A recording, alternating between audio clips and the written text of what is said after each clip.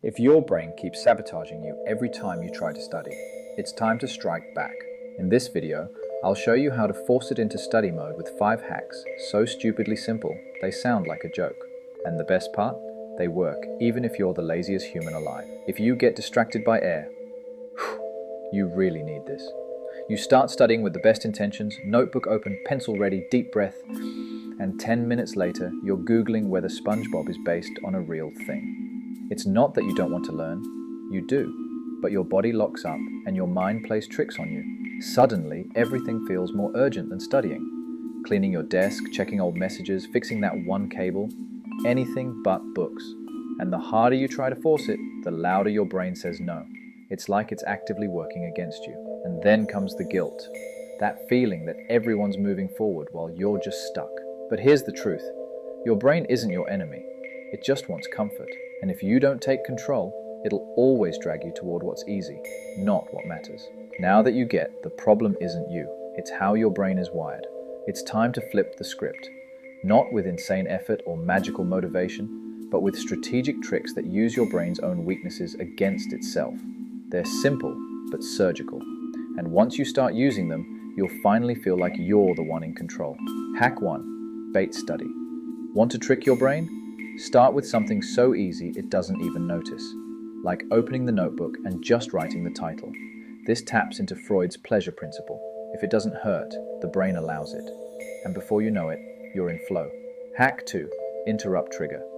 Set a timer to ring exactly 20 minutes after you start studying. When it rings, you stop, no matter how into it you are. This creates intentional frustration. Freud believed desire amplifies when it's interrupted. You're training your brain to crave more study time, and you'll come back sharper in the next round. Hack 3. Positive blackmail. Promise yourself something you love, but only after studying.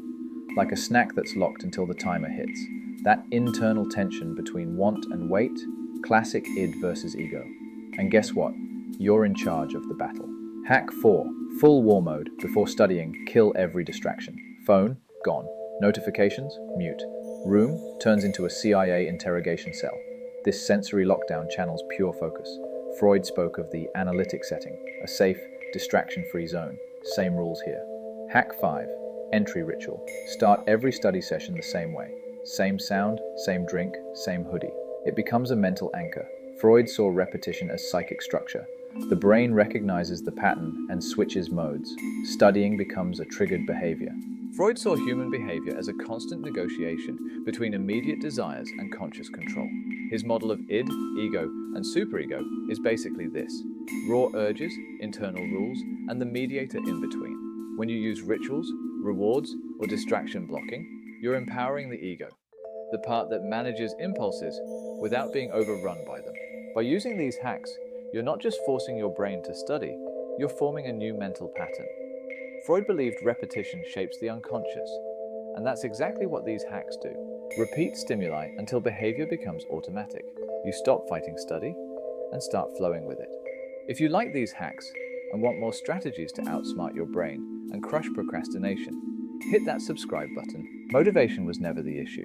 The real mistake was trying to study by fighting your brain instead of working with it. When you understand the triggers that drive your behavior, studying stops feeling like a burden and starts feeling like a game you know how to win. You don't need to be smarter, more disciplined, or ultra-productive. You just need to learn how to drive your own brain. Everyone feels lazy. The difference is what you do with it. If you use these hacks for 1 week, your study habits will shift, and maybe the way you see yourself too. Now get up and start. You already know how.